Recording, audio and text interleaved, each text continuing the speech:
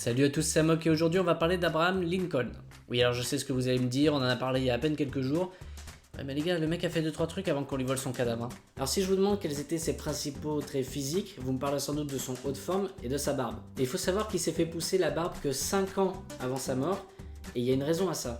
En 1860, juste quelques semaines avant qu'il soit élu président, il y a une petite fille de 11 ans qui s'appelle Grace Bedell qui va lui envoyer une lettre. Et dans cette lettre, Grace lui explique qu'elle a vu une de ses photos pour sa campagne et qu'elle trouve qu'il serait quand même plus beau avec une barbe. Et qu'en plus, les femmes aiment les hommes avec des barbes.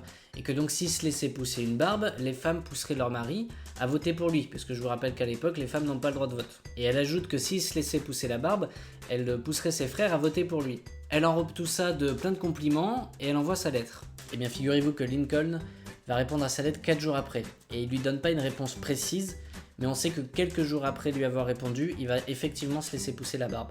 Et l'histoire s'arrête pas là parce que quelques semaines après son élection, celui qui est désormais le président des États-Unis d'Amérique va passer par la ville natale de Grace. Et il va demander à la rencontrer. Et en la voyant, il lui dira « Regarde ma barbe, je l'ai laissée pousser pour toi ». Et il y a même une statue qui a immortalisé ce moment de leur rencontre. On passe sur un autre sujet maintenant. Des années plus tard, Lincoln est réélu président et la tradition veut qu'il fasse un discours. Pour la première fois de l'histoire, la cérémonie d'investiture d'un président des États-Unis est photographiée. Et sur l'une des photos, on peut évidemment apercevoir Lincoln qui est ici complètement effacé par une tache, mais on peut aussi apercevoir John Wilkes Booth qui va assassiner le président un mois plus tard. Autre petite anecdote, Abraham Lincoln a eu 4 enfants. 3 d'entre eux sont morts avant l'âge de 18 ans. Celui qui a vécu le plus longtemps et qui est mort très âgé de mort naturelle s'appelait Robert. Et figurez-vous que Robert a failli mourir durant son jeune âge parce qu'il était tombé sur une voie ferrée alors qu'un train arrivait en gare.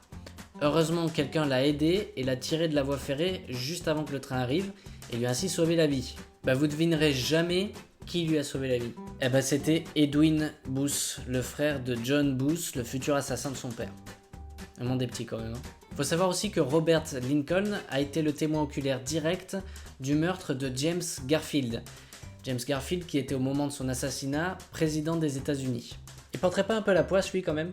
Après son assassinat, la dépouille de Abraham Lincoln va traverser les États-Unis en train pour que les gens puissent se recueillir. Et ce fameux train va passer par New York où sera prise cette photo.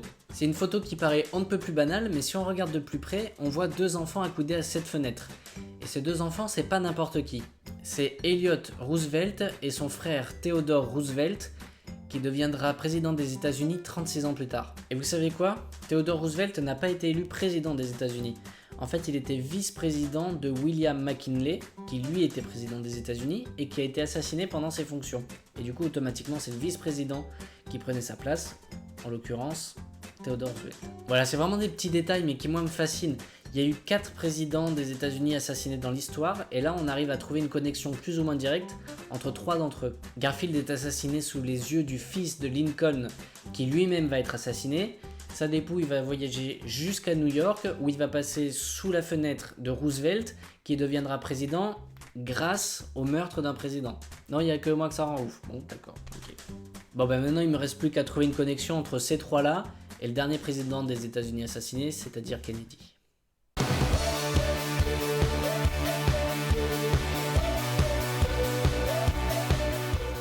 Ah ça y est, j'ai trouvé. Quand Kennedy a été assassiné, il roulait dans une voiture de marque Ford Lincoln. Non, ça suffit pas. Bon, ok, j'y vais alors.